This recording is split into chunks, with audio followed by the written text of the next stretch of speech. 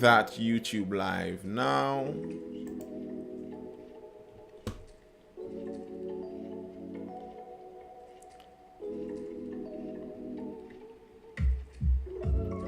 Any Tobago viewers? I think there are nearly always Tobago viewers in the house, you know? Strangely enough, Tobago seems like one of the areas where people regularly view. People regularly view from Tobago. I appreciate all of you all Tobagonians. Alright, the story that we're starting off today with, a drug bust in Trinidad. Yep. And some things that made this drug bust particularly unique was where it all happened. In a gated community, developers are trying to launch a social media platform that the creators get paid for their content via a specific crypto coin. There are already some apps like that and some platforms like that where you do get paid by crypto coin and by views. I believe Minds, if you know Minds, it's a social media app. Minds has some of that. Rumble has slight, but the problem is usually that the apps that try to do that don't necessarily have that many viewers on them in the first place. You have to go somewhere where you have enough viewers in the first place, and then they could see if they can monetize that. So yeah, but if you're not making that money on social media, do not try to make it on illegal drugs, because it seems like that one isn't working too well either. 8 million drug bust in gated community. Crackdown on transnational crime. Acting Police Commissioner McDonald Jacobs says the police's 8 million drug bust and arrest of 4 Chinese nationals are linked to a crackdown on transnational crime. The Trinidad and Tobago Police Service said the Chinese nationals were arrested after police raided a property at a gated community in Trinity and found more than 8 million in illegal drugs and a quantity of cash. The arrests were made on Wednesday when police found 12.7 kilograms of ketamine in the building. Ketamine is a medication doctors use as an anesthetic to induce loss of consciousness. Now, in some cases, ketamine is used to lose consciousness for horses as a horse tranquilizer. Ketamine is some serious business, and it's used also as a recreational drug. Some people purposefully go out there and take their K and take their shot of ketamine. I believe it's kind of particularly popular in the LGBTQIA2 plus community, and because it's that kind of designer drug. But on the other side, it is also known as a date rape drug. Because of the effects of these drugs, victims may find themselves physically helpless, unable to fight against a sexual assault, and unable to remember what happened. Jacob told the Sunday Express that with this seizure, additional inroads have been made into the human trafficking ring operating in Trinidad and Tobago, as drugs like this are used to prey on unsuspecting victims. This seizure comes on the heels of the rescue of 27 Venezuelan women on December 31st, 2021, when police busted what they believe was a human trafficking ring. Yeah. Nah, you didn't miss much, Gigi Nanton.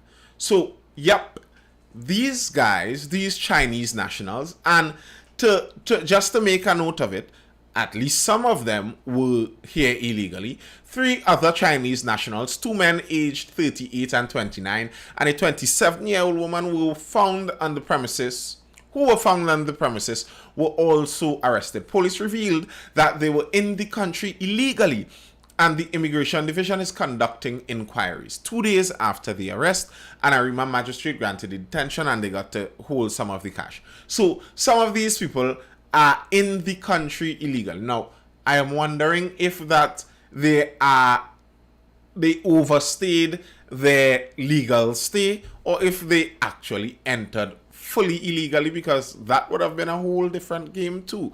But illegal residents, well, not really residents, but what do you call them in that case? Illegal migrants staying in Trinidad and Tobago and in the possession of 8 million worth of basically a date rape drug.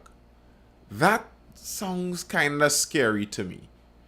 During a search of the premises, officers allegedly found and seized 201 glass vials, each labeled ketamine 10% ING 23 milliliters for veterinary use only. So yeah, very likely them fellas had the source getting from that horse tranquilizer source, along with 76 Ziploc packets, each containing a white crystal-like substance resembling the dangerous drug ketamine, the TTPS stated. So it seems like they had the whole system running there. They had their raw materials that they obviously seem to have gotten from.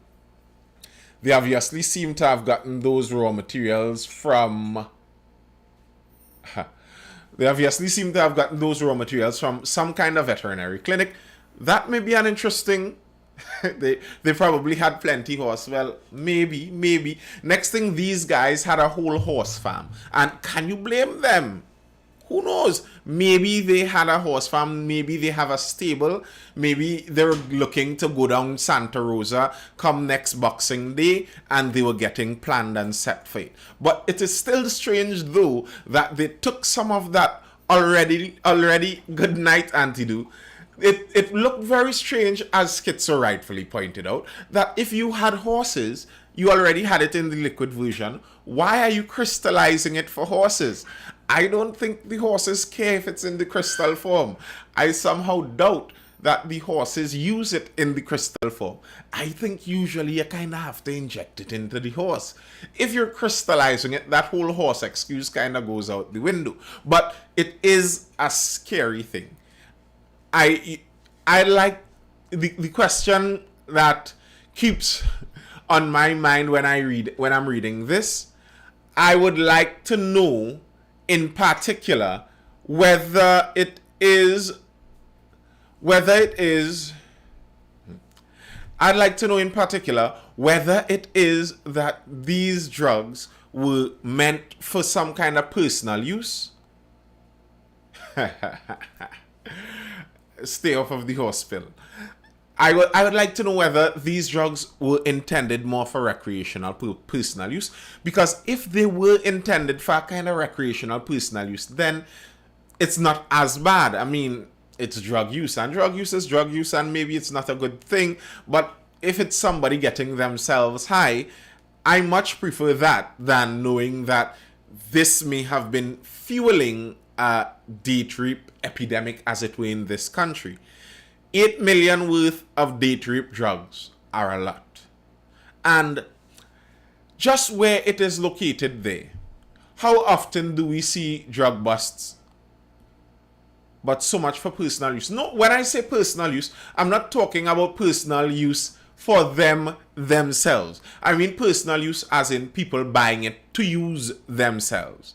To use on themselves. Like how someone would go and buy their own drugs for themselves to take versus going and buying the drugs to try and slip to someone to use for some other nefarious purpose. And I'm saying that if it's someone buying it for themselves to use to go and shoot up on themselves and feel high and feel numb and all of that, then that may be problems that they have to see about with their psychiatrist and their therapist.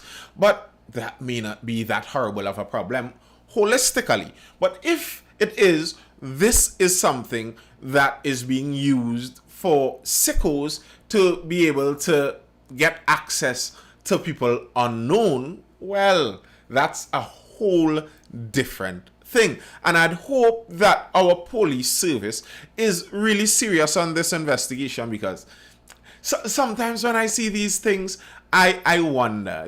Probably it could be that we've watched too much movies and we don't really understand how police work works out there. But sometimes I wonder to myself, like, are our police really using all the best avenues to figure out some of these things? Because I feel like you could have probably left this to find out who they were selling this to. I don't know. I'm not a police. Maybe our very skilled police officers are right on it and they are going to solve it. I was reading an article, and I'd get into this article too, where we're talking about good night, sir, blessings to you too, unknown boy, where the police service, they were talking about how they're going to deal with this upsurge in crime. And I find it especially in the age of the internet, where communication has changed. The way how people communicate, how you can communicate has changed. The good night, JW. If you're late, as per usual, thanks for saying that. It's okay. I'm glad when you say that you're late. That gets me to put in this plug that the lives are over there, stored on my YouTube channel, Nathan Springer, over on YouTube. Feel free to go over there and subscribe, Nathan Springer on YouTube, and you can review almost all the other lives that went before. They're usually pretty interesting, and you could see something if you missed it in this current live. All right. But yes, I find a lot of the times when I look at the communication level of the leadership in most countries, not just Trinidad, not just to single us out, but we're pretty low down in it too. When you look at the communication, I find the communication can be so much better. There's this, is he an MP or a councillor? Kwesi Robinson, I believe is his name. I think he follows me on some one of these apps. But I watch him over on Twitter, and you see everything he does. You see, he accounts for it. He responds to people who comment, etc. To me, that's a benefit for the political, in the political landscape. This ease of communication is Kwesi Robinson, I believe his name is. I hope I'm getting his name correctly.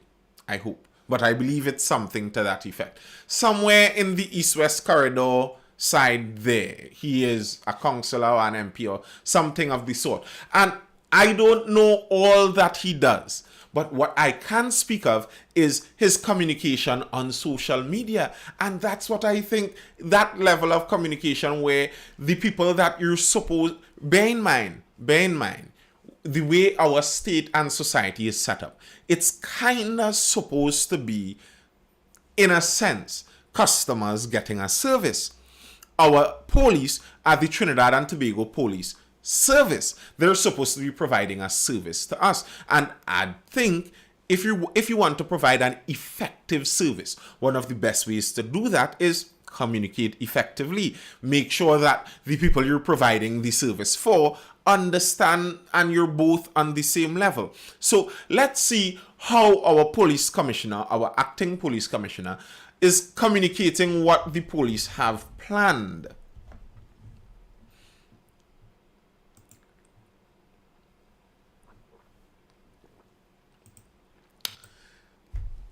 Jacob reports on plans to counter burgeoning crime. National Security Minister Fitzgerald Hines said Sunday that he met with Acting Police Commissioner McDonald Jacob recently to find out how the Trinidad and Tobago Police Service plans to deal with what he called an apparent burgeoning crime situation. Now, I said in a previous live, from me speaking quite a bit, something I've learned is how to use some of those, you may call it, if you're having a less favorable, a less charitable view of the words, you might call it weasel words, where you say some words that obscure the direct, precise meaning of something, so you could always kind of change the general idea of the meaning. So you listen how the minister describes the seeming upsurging crime. It's an apparent burgeoning crime situation. You see, no one can quote the Minister of National Security now and say that our Minister of National Security says that we have a burgeoning crime problem on our hands. He says it's an apparent, meaning that's how it seems. That isn't necessarily how it is. And he explains it in the line right after, of course.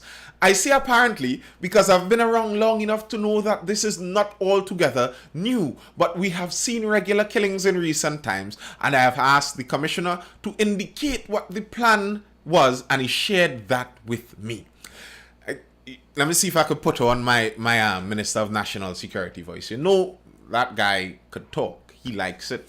He seems to like it quite a bit. He shared it as well with the National Security Council, Minister Hines said Sunday following a TTPS function at the Cathedral of the Immaculate Conception in Port of Spain. I am quite satisfied with all that I heard, with all that must be done, but those are plans. They have yet to be executed by the letter. All right. Asked whether the spike in homicides in recent weeks could be attributed to gang violence, Minister Hines said not all were gang related. He said he had information that suggests domestic violence killings account for a tremendous number of the murders.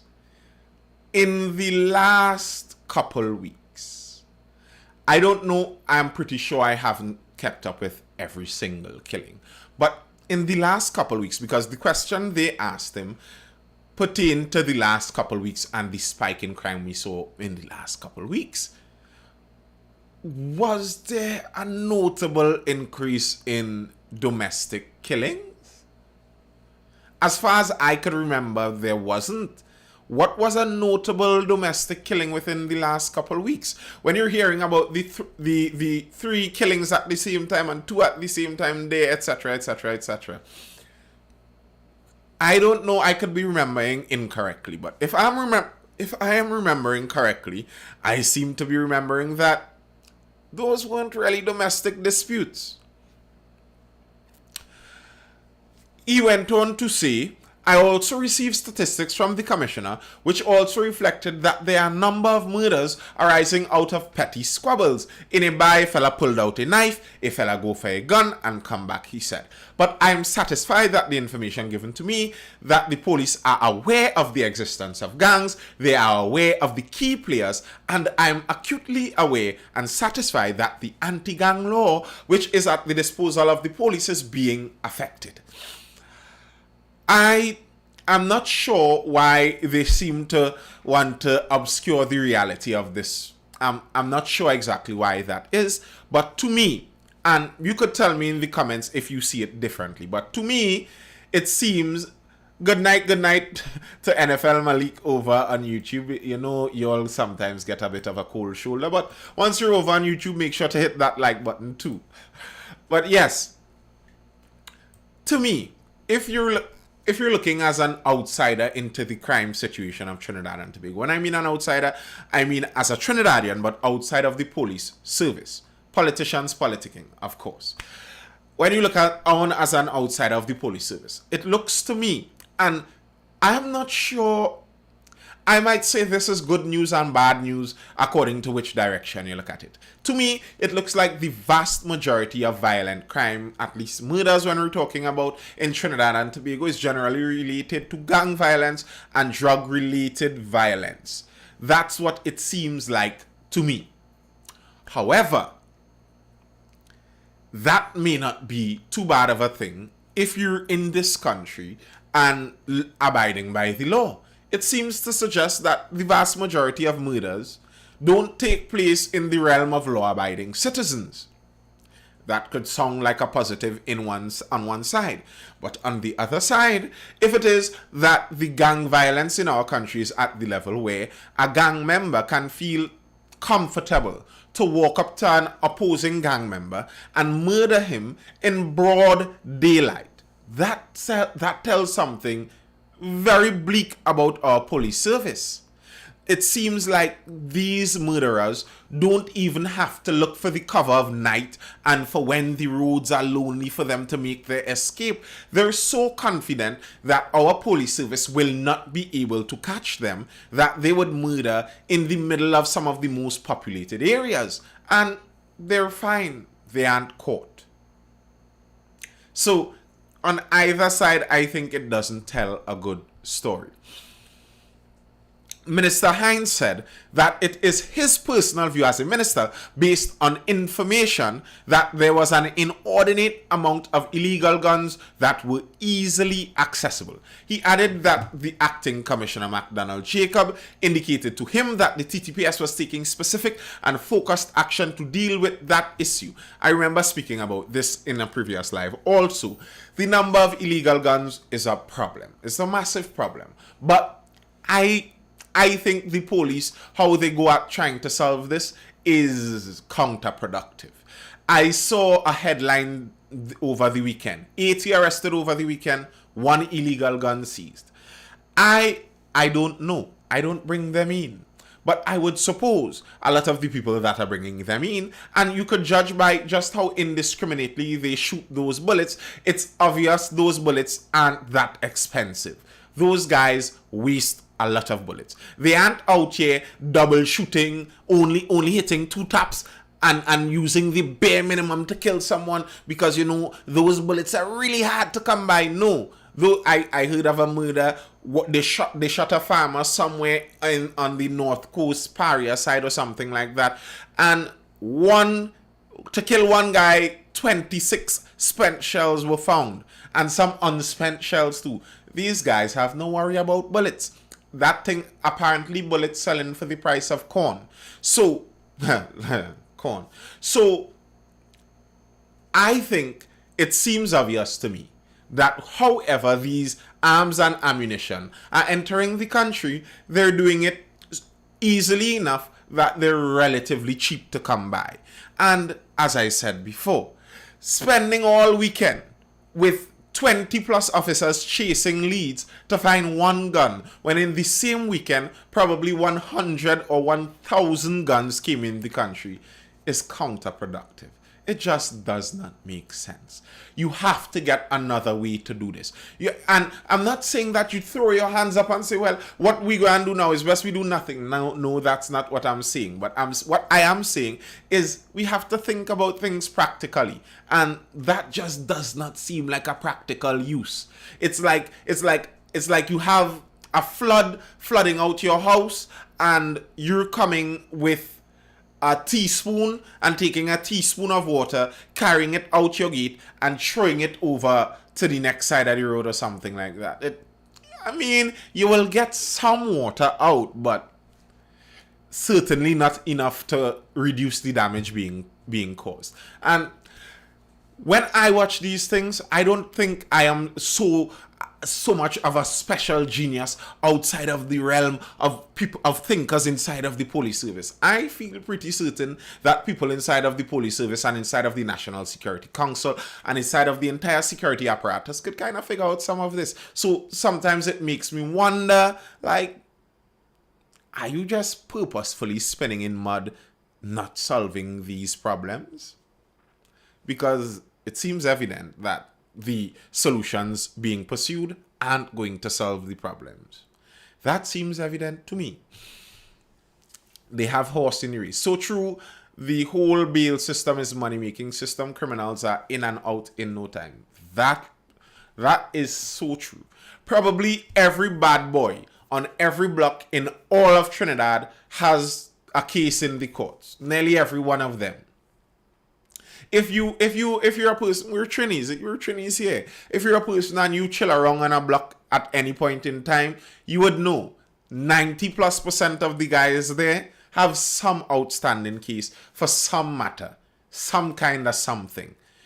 You may have a point, they may be purposefully spinning tapping man. I'm not sure.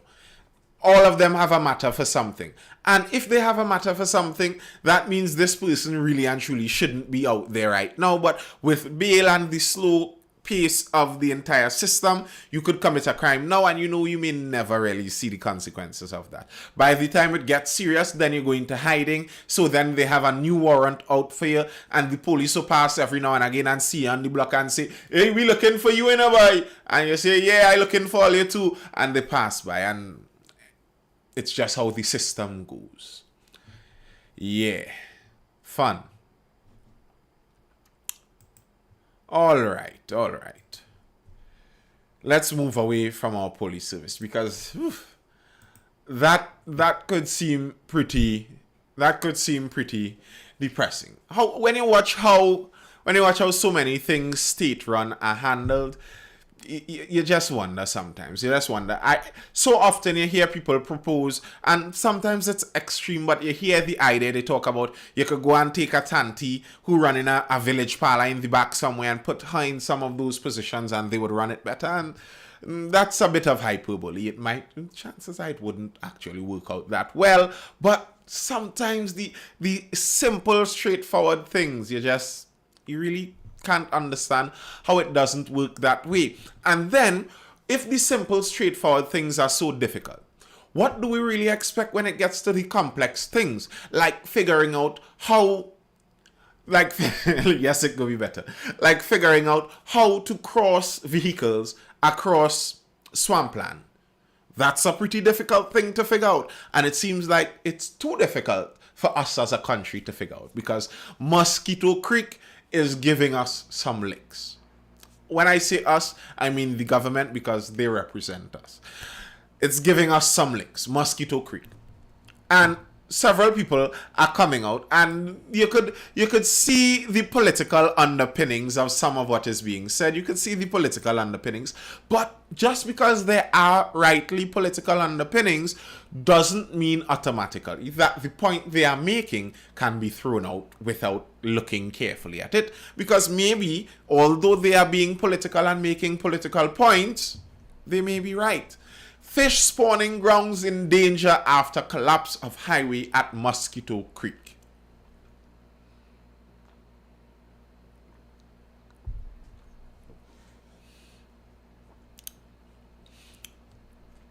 The collapse of the South Trunk Road at Mosquito Creek has led to the loss of millions of taxpayers' dollars. But this is not the only fallout, as valuable fish spawning grounds are now in danger. Bordering the edge of the Oropouche Swamp and running parallel to the western coasts of the Gulf of Paria, the road upgrade was expected to solve the perennial flooding experienced by commuters for decades. As part of the Solomon Hochoy Highway Extension Project, this part of the highway, dubbed Package 5A, required the most technical engineering and cost taxpayers more than $280 million. But almost 3 years after the first 2 kilometers lanes were opened, the newly constructed highway is now falling apart. Under the Kamla Prasad Bissasa's People's Partnership Administration, a causeway, which is a raised road or track across the low or wet ground, was proposed to safeguard the wetlands. But this idea was shelved as it was deemed too expensive and would require another certificate of environmental clearance. All right. Someone from this place does make me safe. Safe? Are you sure? Someone from the movement that is right now kind of opposing what they're doing. Speaking to the Guardian media, president of the South Oropouche Riverine Flood Action Group, Edward Moody, said the causeway would have been aesthetically pleasing and would have safeguarded plant and marine life. I don't think sick is what you meant. That makes more sense. I disagree with that. The causeway idea, where you build that, you know what they're talking about, those lifted roads that would be that where the commuters would be able to move above the ground. It's not that you have to build a foundation into the ground. Very likely you'd be on some kind of posts or stanchions or something of the like, and you'd be moving over ground. That was the initial idea under the People's Partnership. And this government found that was too expensive. So they changed it. Now, personally to me, if it's too expensive in terms of relative to what causeways are supposed to cost on the global market, then we have a problem. Then that's a corruption problem. But if you're saying that that you're finding it too expensive to do something that would actually be the ideal thing in that situation, then I fully disagree. I think as a country, if we're building infrastructure, then we should build the most ideal infrastructure for whatever position we're placing that infrastructure in, regardless of the cost. That's my opinion. I think we should be building the most ideal. It makes no sense to me that we build a stopgap measure. We build something that would work in the meantime, and then afterwards you still have to go and build the final thing afterwards. I don't find that makes sense. It makes sense if you're doing it, you do it correctly in the first go. Is it better to buy a house or to build your own house? Personally, my personal advice would be to build your own house once you can. You generally come out cheaper. And yes, I just to note, he admitted it was off topic. You generally come out cheaper and you also know what is involved in building that house. Because in the Trinidad and Tobago construction market, especially in the residential construction market, many rules aren't followed. So you could see a finished house where all the paint or stucco, whatever finishes are there, and it looks pretty, and you have no idea what is there underneath. Sometimes the foundation could be horrible and you don't even know. They might as well build a bridge in the water over what they did. Well, that was kind of the idea, Schizo, to get back on the topic here. That was kind of the original idea of the causeway. And to me, that makes more sense. I don't agree that you change it because the causeway in itself is too expensive. If the people were overcharging us, then you get people who don't overcharge us, and okay, fine. But if a causeway is the ideal thing, and from my understanding of that area, you have a swamp on one side, you have the ocean on the other side, and it's basically supposed to be able to filter out. That's what the swamp is. The swamps and those kind of wetlands are extremely important to our entire ecological cycle in our island. They are where fishes spawn, they are where fishes breed, they help to give that buffer between fresh and salt water. You get the brackish water there, which has its own unique properties, etc., etc., etc. I'm supposed to remember what they call that point right between the meeting of two major biospheres, and a lot of swamps represent that. So you really don't want to be tampering negatively with this. So maybe a causeway would have actually been the ideal thing, where you're driving over everything, and what has to happen naturally continues happening naturally underneath everything. That kind of makes sense to me. The guy, Mr. Modi, went on to say, I was a consultant at NIDCO, the National Infrastructure Development Company Limited, and they abandoned the idea of a causeway because, listen why they abandoned that idea. Because it would have meant going back to the EMA for a CEC, and they were afraid of Wayne Kublal Singh. Moody said. Ecotune. They couldn't steal with the correct idea. With no money extra, they can't get nothing. They probably thought they could do it like it was done in the West.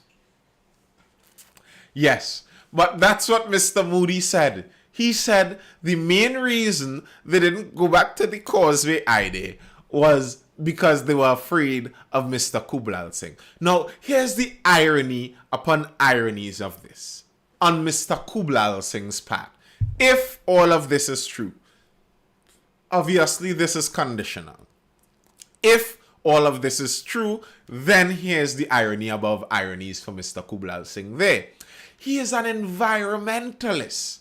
He's an environmental activist. He wants what is best for the ecosystem and for the environment.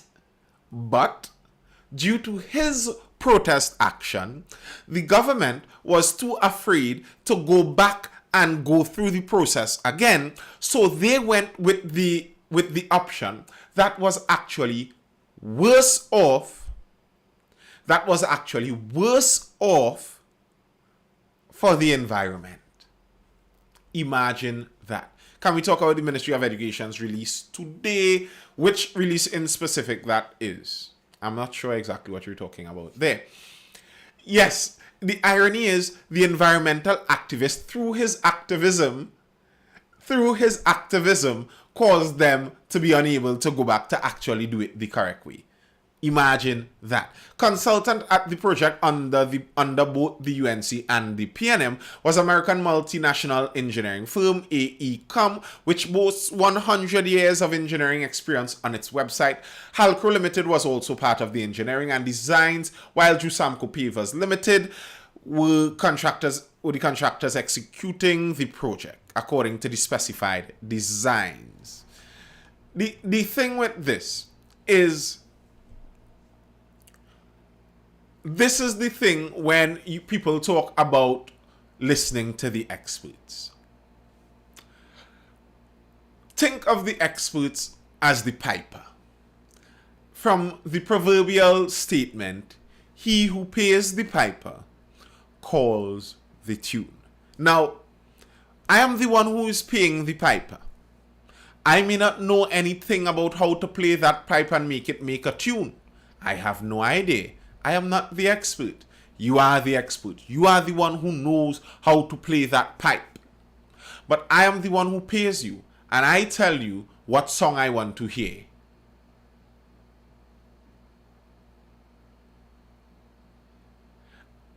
Back to school every day from next week, pre-COVID timetable, half school population home in cases. Wasn't that always the plan? Was that released today? Wasn't that released somewhere last week where they were planning to start back the rest of them on the 7th with the rotational schedule where they split them up into stream A and stream B, and everyone goes to school at least 5 times in a 10-day 2-week period. I believe that was the general idea. All right, okay, we'll talk about that in a bit. Let's finish up here. All right, there's a sandbank forming in the Gulf of Paria that is about 50 to 75 feet from the highway, from where the highway is sinking. The pressure of gravel is pushing under and coming up out in the softest areas. We measured the crack on the walls and it is widening, Moody said. So, as I was saying about paying the piper and the experts who designed this, very likely what would have happened is when the government came to them, the causeway was the initial idea, because they were the same people who were there with the previous government also. So they would have been there, they would have been the ones who designed the causeway too, very likely. And that may have been their ideal idea that they gave. The perfect thing for this situation is a causeway. But when the government comes in and they say, well, we don't want to pay that much money for a causeway. We want to make it look like we did it for half the price. And we want to make sure that we do it in half the time. It would make us look a lot better. And the engineers say, well, it's all you're paying for it. And that is not really the ideal thing, but we will see what we could do. And that's the entire problem with the experts there. Experts aren't independent on their own out there. One of the problem with especially the highest level of experts, when you go up, right up the ladder and learn everything that can be learned, one of the real problems becomes monetizing that. It becomes much more difficult to monetize all that effort you put into learning all of this extra stuff. So generally you're dependent on someone funding your research or something of the sort. And who does that?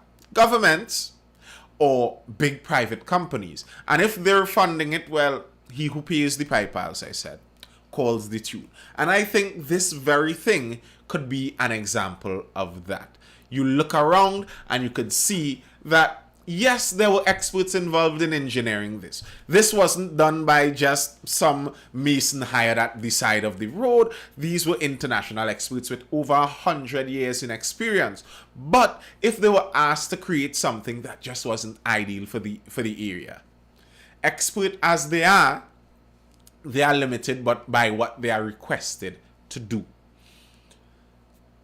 So pay attention to that. Next time you hear obey the experts, that would be an interesting thing to bear in mind. Italia Alfonso keeps requesting to join in the live discussion. That isn't the point in this discussion yet. We'd have that soon. They would give you it with a disclaimer. Yes, they would. And here's the thing. In modern times, a lot of these things are done with NDAs.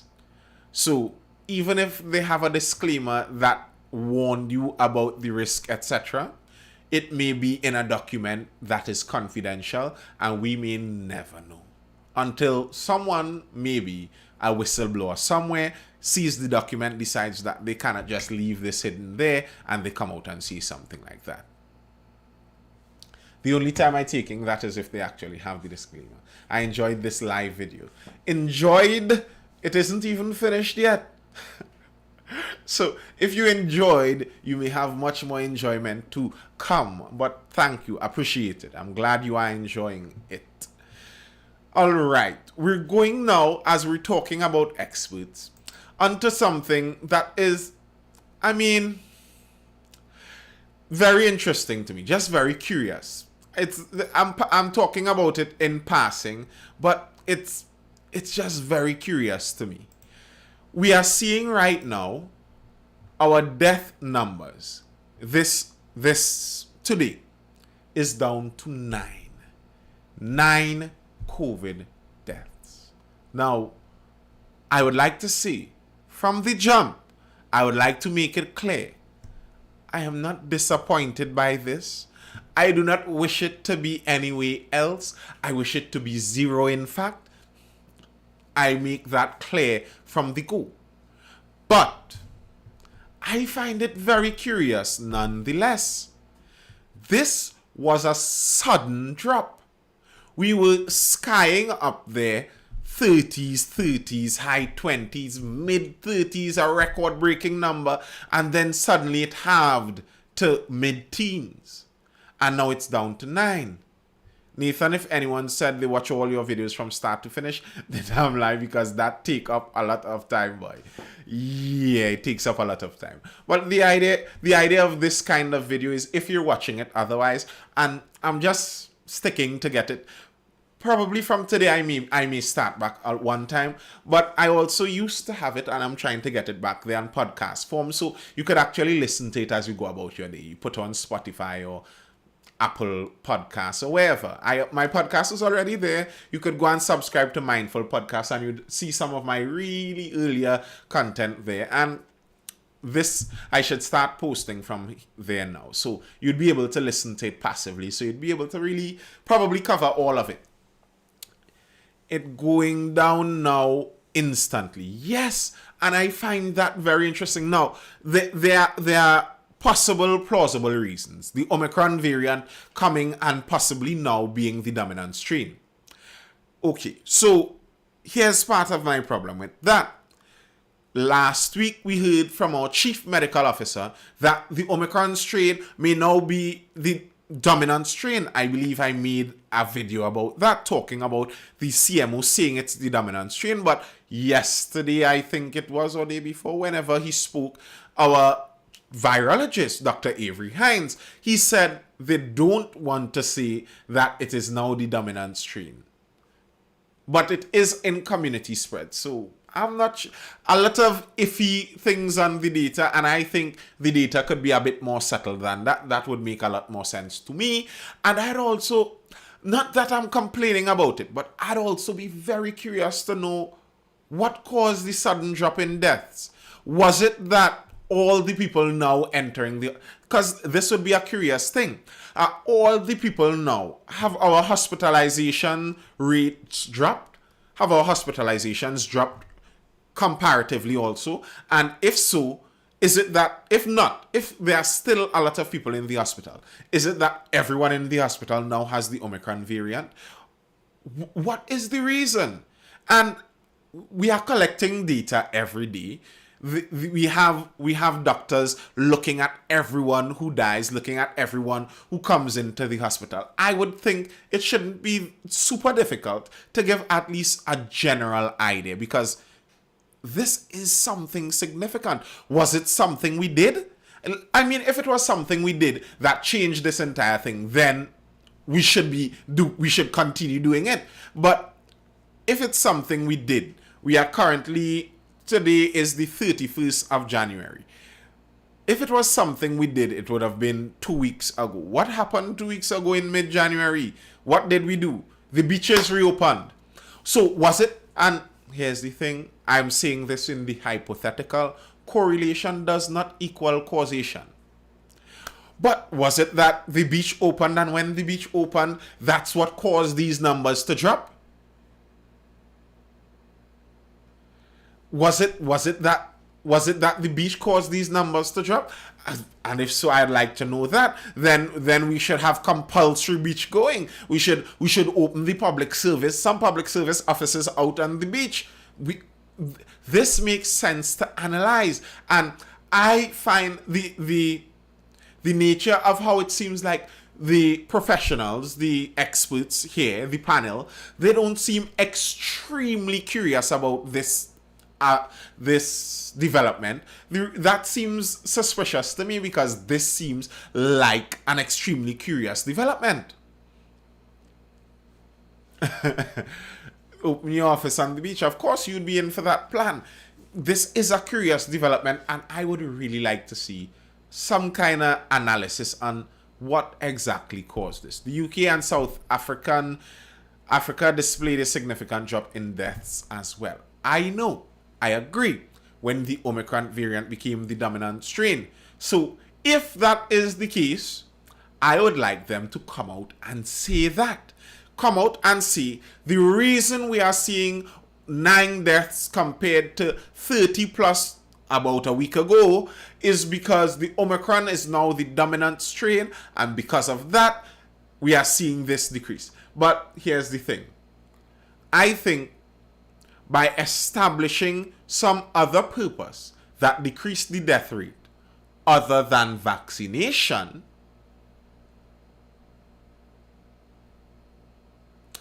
if you show that there's something else out there that can drop the death rate in the country without changing the rate of vaccination, it dropped the death rate of the country from 30 plus to 9. Whatever that is more effective than the vaccine. Full stop. And by establishing that, I think this is the only logical reasoning I could see in my mind. That by showing this, they would make it seem like there's some other way other than vaccination to come out. What kind of made me think about that too was when our chief epidemiologist spoke about he's not sure if it is Omicron, and it might be as Omicron may be coming into community spread, and possibly, and lots of, as I said, those weasel words as we'd put it. What he said after that is, one thing we do know for sure, that the best way to come out of this is by vaccination. So if you are not yet vaccinated, go and get back. So everything else has that airy-fairy, iffy, probable, I don't know what really going on. But the one thing we know for sure is get vaccinated. Now, to the people in the live who may not be familiar, I am not actually anti-vax. I think many people should probably get vaccinated, and you should go talk to a healthcare professional and make sure that you are doing the right thing for your own health. Grand. But my problem is this thing that seems like more of a political strategy. And if it's so political that you are willing to not mention what else is decreasing the death rate way more than vaccinations ever did, you're not willing to mention that, then I'm very suspicious. Someone over on Instagram also pointed out it may be that they stopped listing other deaths as COVID deaths. I thought about that too. I considered that. I wondered. But I don't want to believe that that is the case. I don't want to believe, that we were overcounting deaths before. And now, as some furor was made, because I have noticed, interestingly enough, that several things that correlated in timing, again, correlation isn't causation, but I have noted, interestingly enough, several things that correlated in timing was that around the time this started decreasing was around the time some of the unions started making a real kick and fuss. Did I just dab? Sort of. So it started around some of the time some of the unions hey, it's Riri, what's up? We're really making a fuss about some of the death rates. So it's kind of interesting timing even in that. And it's around the same time when that committee was sent out to investigate. So interesting timing again. But one of the reasons I don't want to believe that is the case is because for that to be the case, I think it would indict too many doctors. Hey, Lincoln Foxtrot. I think for that to be the case, so my comments won't disappear so fast. For that to be the case, I think too many doctors would be indicted. I don't want to believe that we have so many doctors within our healthcare system would be all going along with a plan like this. I just don't believe that is the case. So I think it would have to be something else. Hey, Israel. Bro, I'm in Trinidad. What's up? Cool, I'm in Trinidad too. And linking in close with some of these COVID, I've noticed quite a few quite a number of people are ignoring the official story of that I would. Yeah, a lot of people are. Iverson, Iverson. And linked to this is linked to the whole COVID issue is the possible mandatory policy that is supposed to be rolling out somewhere around February 17th. Now, I am not sure if that policy is going to be rolled out still for several reasons. One reason is the committee that was supposed to go out there to investigate the health system to bring back the information before they really push this policy forward. I cannot go through that here, Levity, because I am on YouTube also right now and they may pull my live. Make sure that the battery low enough. Boy, them TikTokers does go until morning. That's kind of true. Yeah. COVID is real. That is very true. There's no denying that one. And people who deny that, I think they have a lot of explaining to try and explain how they come to that conclusion. And I'm not saying that. But the policy that is looming over the heads of the public sector right now is that safe zone policy that the government wants to put in place. Now, before that safe zone policy was going to be put in place, the idea was that this committee of professionals and experts who went out into the healthcare system to get information and make sure everything is above board. They asked for an extension, so now they have to get a 3-week extension. 3 weeks on top of what they already got is going to lead them into later February. So it's already going to be past that February 17th deadline that was supposed to be the new deadline for the public sector safe zone mandate, which I think is going to have to be postponed again. It's already going to be difficult to put in the mandate anyhow, to put in that safe zone policy anyhow. Even worse if the committee that you appointed to go and investigate everything hasn't even investigated them yet. That's going to be very difficult. So it's going to be interesting. But I think some of these policies were never intended to actually hit the trigger. Some of these policies were always intended to kind of just worry you into doing what they think you should do. Get the shot. And I think very similar to that is, good night, Sisi. Very similar to that is the property tax. Did you notice that they extended the deadline again for the property tax? Yes, they did. New deadline to submit property valuation forms. The Finance Ministry's Valuation Division announced a further extension of the deadline to submit property valuation forms. The first deadline was November 30th, 2021, which was then extended to January 31st, which was Monday. The ministry explained the decision to further extend to February 28th was taken in recognition of difficulties that some property owners may have experienced in obtaining the required supporting documents in the context of COVID-19 restrictions. So it was COVID that caused them to delay. Not really COVID though. Now here's the thing.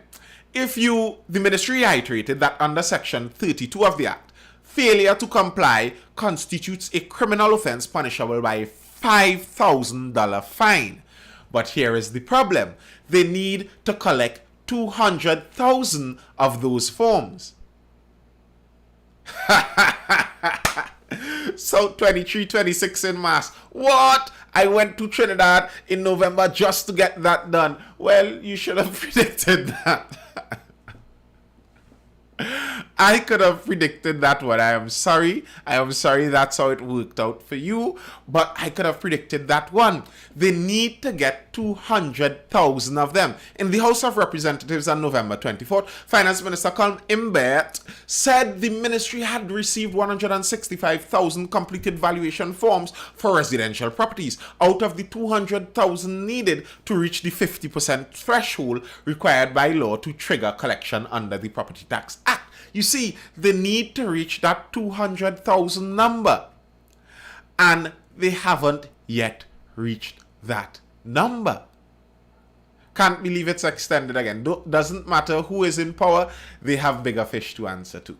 the thing is, if they cannot reach that 200,000 number, they actually cannot trigger collecting the tax. So they have to scare enough people, as it were, to get to that 200,000 number. Now, here's the interesting thing with all of these kind of tactics. And it's very similar, I think, to some of the COVID vaccine mandate strategies. If everyone who doesn't, this has nothing to do with whether it's a good thing to collect the tax or not. That's not what I'm dealing with. I'm just talking about the strategy in and of itself. If everyone who does not want this to go forward decides that, you know what, we're not going to send in our form, then very likely the entire thing would have to collapse on itself. However, if each time they make that threat, a few more and a few more and a few more send in their forms, they're getting closer to that 200,000 number. And here's the thing. Once they reach over a certain number, very likely they will pull the trigger. And all the other people who are left there would be left holding that $5,000 bag. So it's a kind of strange game. If you stay holding out, then you all win. But if you stay holding out while a few of them escape, then you're the one losing. And there's some benefit to escaping that first. So you aren't the last one left. Then people go be like, when they change the money. Yeah. So it's a very ticklish thing. And I wonder if they are ever going to get enough forms. I really do wonder that, because there is a section of Trinidad that a large group of people who are not going to fill out any forms. And I think even if you send them a $5,000 fine, they aren't going to pay the fines either. This is going to be a difficult thing to execute. Taxes, especially national taxes like that, are kind of difficult to get in. Even worse in multicultural societies. You see, as a point that I usually harp on pretty regularly.